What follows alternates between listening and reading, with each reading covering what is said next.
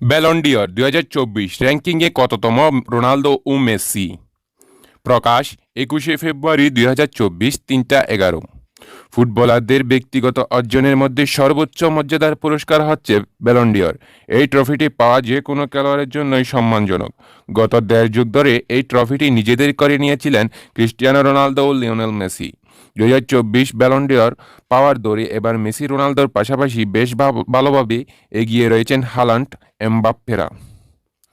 বরাবরের মতোই এবারও একাধিক ফুটবলার ব্যালন ডি'র জয়ের দৌড়ে রয়েছেন। স্বাভাবিকভাবেই শত শত কোটি ফুটবলপ্রেমীর কৌতূহল ২০২৪ সালে কে পাচ্ছেন এটি। জনপ্রিয় ফুটবল বিষয়ক ওয়েবসাইট goal.com-এর জরিপে ব্যালন ডি'র জয়ের লড়াইয়ে এবার সবার চেয়ে এগিয়ে রয়েছেন রিয়াল মাদ্রিদের জুড বেলিংহাম।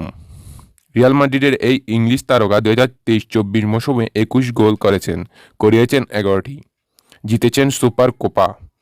তালিকার ২-এ রয়েছেন বর্তমান সময়ের অন্যতম ফুটবলার কিলিয়ান এমবাপ্পে। ফরাসি এই তারকা পিএসজির জার্সিতে করেছেন ৩৬ গোল, পাশাপাশি করিয়েছেন ১৩টি গোল।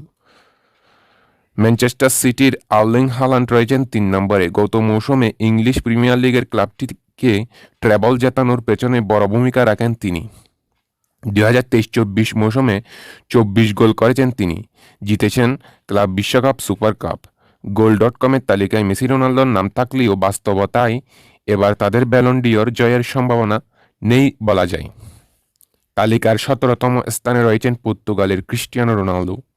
আল নাসরে খেলা এই ফুটবলার ২৬ গোল করার পাশাপাশি করিয়েছেন ১৩টি গোল। আর তালিকার একেবারে তলানিতে রয়েছেন বিশ্বকাপ জয়ী মেসি।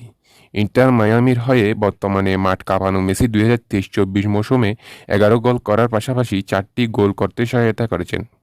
ইনজুরির কারণে লম্বা সময় মাঠের বাইরে থাকা নেইমারের জায়গা হয়নি সেরা ২০-এ। এই বিশেষ ট্রফিটি রেকর্ড সর্বোচ্চ ৮বার নিজের ঝুলিতে পড়েছেন বিশ্বকাপ জয়ী আর্জেন্টাইন অধিনায়ক লিওনেল মেসি। তারপরেই রয়েছেন পর্তুগিজ অধিনায়ক ক্রিস্টিয়ানো রোনালদো।